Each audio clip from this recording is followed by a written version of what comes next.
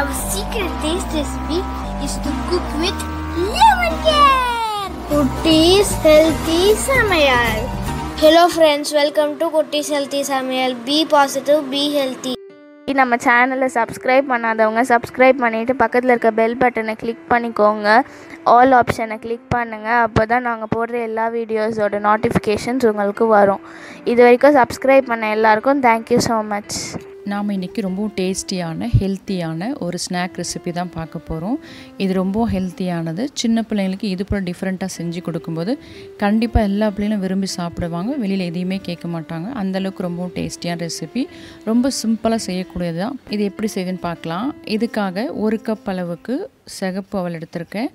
இதுதான் எனக்கு இன்றைக்கி அவைலபிளாக இருந்து. ஸோ இதை நான் எடுத்திருக்கேன். நீங்கள் ஒயிட் கூட எடுத்துக்கலாம். உங்களுக்கு எது விருப்பமோ எது அவைலபிளாக அதை எடுத்துக்கலாம். அவல் நல்லா க்ளீன் பண்ண பிறகு ஒரு காட்டன் கிளாத்லேயே தொடச்சிக்கலாம். வாஷ் பண்ண வேண்டாம். இப்போ ஒரு பேன் வச்சு சூடான பிறகு அவல் ஆட் பண்ணி நல்லா நம்ம ட்ரை ரோஸ்ட் பண்ணிக்கலாம். ஆயில் எதுவும் ஆட் பண்ண வேணாம். இது வறுக்கும் போதே நல்ல வாசம் வரும். அதே போல் அவல் எடுத்து நீங்கள் கையில் ப்ரெஸ் பண்ணால் அப்படியே உடையும். அந்த அளவுக்கு வறுத்தா போதும். இது நல்லா வறுந்து வந்துடுச்சு. ஸ்டவ் ஆஃப் பண்ணுற ஸ்டேஜில் 2 ஏலக்காய் ஆட் பண்ணி லைட்டாக நான் 1 நிமிஷம் அளவுக்கு வறுத்து விட்டுக்கிறேன். ஏன்னா ஏலக்காவும் நமக்கு கிறிஸ்பியாகிடும். அப்போ அரைக்கிறதுக்கு ஈஸியாக இருக்கும். அதே சமயம் எங்களை இன்றைக்கி ஏலக்காய் பவுடர் இல்லை. ஸோ இப்படி நான் ஆட் பண்ணி அரைச்சிக்கிறேன். இப்போ இதை ஒரு பிளேட்டில் கொட்டி ஆற வச்சுக்கலாம். இதை ஆறட்டும். அதே பேனில் 1 டேபிள் ஸ்பூன் அளவுக்கு கருப்பு எள்ளு ஆட் பண்ணி வறுத்து எடுத்துக்கலாம். என்கிட்ட இன்றைக்கி கருப்பு எள் தான் இருந்தது. ஸோ இதை ஆட் பண்ணேன். உங்கள்கிட்ட எந்த எள் அவைலபிளாக இருக்கோ அதை ஆட் பண்ணிக்கலாம். எள்ளு கருகாமல் பொரியிற அளவுக்கு வறுத்து எடுத்து வச்சுக்கலாம்.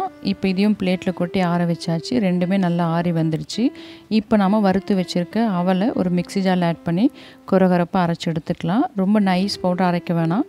இது போல் கொஞ்சம் கொரகொரப்பாக அரைச்சோம்னா டேஸ்ட் ரொம்ப நல்லாயிருக்கும். அடுத்ததாக இதுக்காக ஒரு பேன் வச்சு அதில் 3/4 கப்புக்கு கொஞ்சம் குறைவாக நாட்டு சக்கரை எடுத்திருக்கேன். இதை ஆட் பண்ணிக்கலாம். நான் ஆட் பண்ணியிருக்க இந்த அளவு ஸ்வீட்னஸ் மீடியமாக இருக்கும். உங்களுக்கு இன்னும் தேவைன்னா 3/4 கப் வரைக்கும் கூட ஆட் பண்ணிக்கலாம், உங்கள் டேஸ்ட்டை பொறுத்து. இதுக்காக 1 கப் அளவுக்கு தண்ணி ஆட் பண்ணி நல்லா நம்ம கரைச்சி விட்டுக்கலாம். அது கரையிற அளவுக்கு நம்ம கொதிக்க விடணும். அப்போ தான் இது ஈஸியாக கரைஞ்சி வந்துடும்.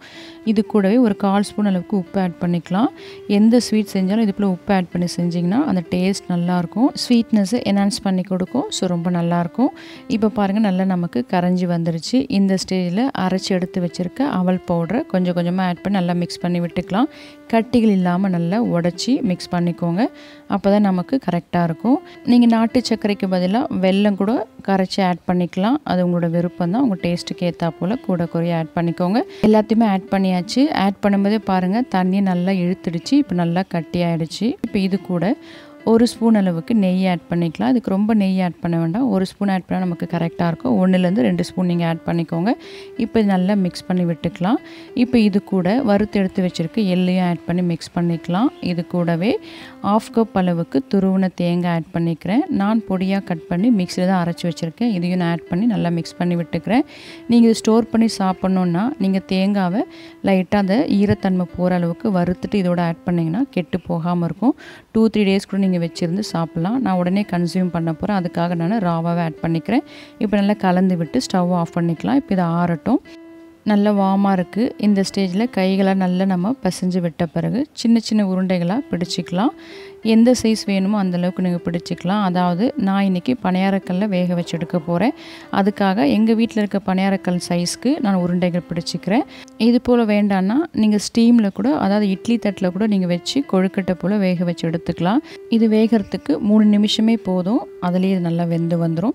நான் இன்றைக்கி பணியாரக்கல்ல தான் வைக்க போகிறேன். பாருங்கள் இந்த அளவுக்கு எனக்கு உருண்டைகள் கிடச்சிது. இப்போது நான் பணியாரக்கல்ல வச்சு சூடு பண்ணி வச்சுருக்கேன். அது லைட்டாக நம்ம எண்ணெய் அப்ளை பண்ணிக்கலாம். எண்ணெயோ இல்லை நெய்யோ கூட நீங்கள் அப்ளை பண்ணிக்கலாம். ஒவ்வொரு குழியிலையும் 2 ட்ராப் அளவுக்கு நெய் தான் ஆட் பண்ணுறேன். சின்ன பிள்ளைங்களுக்கு கொடுக்கறதுக்கு இது போல் நெய் ஆட் பண்ணி கொடுங்க. ரொம்ப டேஸ்டியாக இருக்கும். ஃப்ளேவரும் ரொம்ப நல்லாயிருக்கும். இப்போ இதில் நாம் பிடிச்சி வச்சுருக்க உருண்டைகளை ஒன்று ஆட் பண்ணிக்கலாம். அது மேலே 1 ட்ராப் அளவுக்கு நீங்கள் நெய் விட்டால் போதும். இது சூப்பராக வெந்துடும். அவல் அப்படியே நம்ம பாலில் ஊற வச்சோ ஒரு தண்ணியில் ஊற வச்சோ சுகர் ஆட் பண்ணி சாப்பிடுவோம். ஆனால் இப்போ இருக்க பிள்ளைங்களுக்கு தொடர்ந்து அது மாதிரி கொடுக்கும்போது அவங்களுக்கு ஒரு மாதிரி போரிங்காக இருக்கும். ஸோ இது போல் செஞ்சு கொடுக்கும்போது விரும்பி சாப்பிடுவாங்க. அதுவும் இல்லாமல் இது ரொம்ப ஹெல்த்தியானது தான். இது ஒரு 3 நிமிஷம் நம்ம வேக வச்சாலுமே போதும், நல்லா செவந்து வந்துடும். ஸோ சாப்பிட்றதுக்கும் ரொம்ப சாஃப்டாக டேஸ்டியாக இருக்கும். அவ்வளோதான், நம்மளோட சூப்பரான ஸ்நாக் ரெடி ஆகிடுச்சு. இப்போ இதை சர்வ் பண்ணிக்கலாம். இதே போல் நீங்கள் ஸ்டீமில் கூட வேக வச்சு எடுத்துக்கலாம். அதாவது இட்லி தட்டில் வச்சு ஒரு 3 நிமிஷம் நீங்கள் வேக வச்சு எடுத்தால் கூட அதுவும் ரொம்ப சூப்பராக இருக்கும். அதுவும் டேஸ்ட் ரொம்ப நல்லாயிருக்கும். ஆனால் சில பிள்ளைங்க ஸ்டீமில் வேக வச்சு கொடுத்தா சாப்பிட மாட்டாங்க. ஆனால் இது போல் நீங்கள் வேக வச்சு கொடுத்தீங்கன்னா எல்லா பிள்ளைங்களுமே விரும்பி சாப்பிடுவாங்க. ஏன்னா அது மேலே நம்ம ஜஸ்ட் 1 or 2 drops நெய் ஆட் பண்ணி பணியாரக்கல்லை வச்சு வேக வச்சு எடுக்கிறோம். மேலே பார்க்கும்போது உங்களுக்கு பாருங்கள் எவ்வளோ அட்ராக்டிவாக இருக்குது. அதே போல் டேஸ்ட்டும் அப்படி தான், அவ்வளோ சூப்பராக இருக்கும். ரொம்ப சாஃப்டாக அதோடய ஃப்ளேவர் பார்த்திங்கன்னா அவ்வளோ நல்லாயிருக்கும். ஸோ கண்டிப்பாக இது போல் ட்ரை பண்ணி பாருங்கள். ட்ரை பண்ணி பார்த்து உங்கள் டேஸ்ட், உங்கள் எக்ஸ்பீரியன்ஸ் எங்களுக்கு கமெண்ட் பண்ணுங்கள். மறக்காமல் லைக் பண்ணுங்கள். ஃப்ரெண்ட்ஸ் அண்ட் ஃபேமிலிக்கு ஷேர் பண்ணுங்கள். இது போல் ஹெல்த்தியான ரெசிபிஸ் உங்களை ரீச் பண்ண நம்ம சேனலை சப்ஸ்கிரைப் பண்ணி வச்சுக்கோங்க. தொடர்ந்து சப்போர்ட் பண்ணுங்கள். தேங்க்யூ. Yummy tasty. நீங்களும் ட்ரை பண்ணுங்கள், என்ஜாய் பண்ணுங்கள், ஹெல்த்தியாக இருங்க.